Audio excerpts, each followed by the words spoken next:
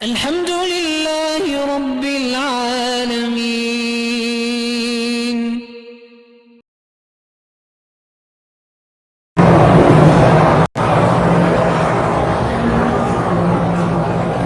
شداد میں نے کافر کا نام سنا ہے، قرآن حدیث میں بھی ہے، تو کیا ہو گیا؟ قرآن حدیث میں خنزیر کا نام بھی آیا ہے، ابلیس کا نام بھی ہے، تو کیا ہو گیا؟ اس میں کیا تکلیف ہے آپ کو؟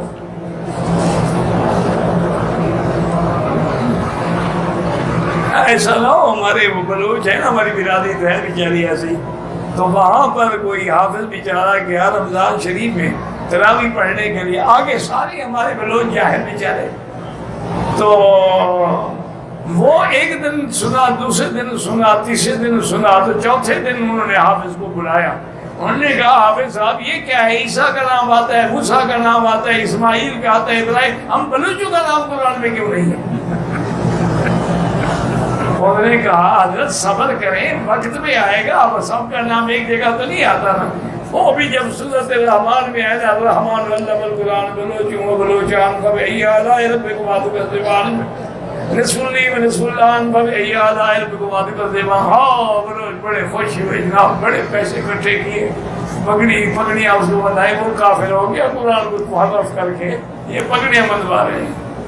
اس کو پتا تھا نہیں پاگل قوم میں کہیں مار ہی نہ دیا مجھے.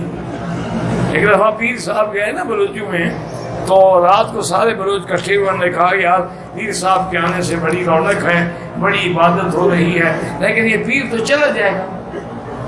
پھر ہم کیا ایسا کرتے ہیں کہ رات پیر صاحب کو قتل کر کے یہی قبر بنا دیں، یہی رہے گا تو ہم یاد کرتے رہیں گے نا. پیر صاحب کو پتہ لگا جوتی چھوڑ کے بھاگ گیا بیچارہ.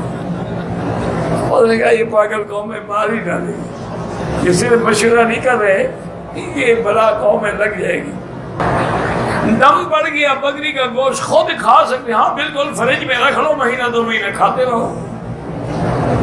اتنا بے وقوف ہو، جرمانہ تم پہ ہوا ہے، کھاؤ گے بھی تم.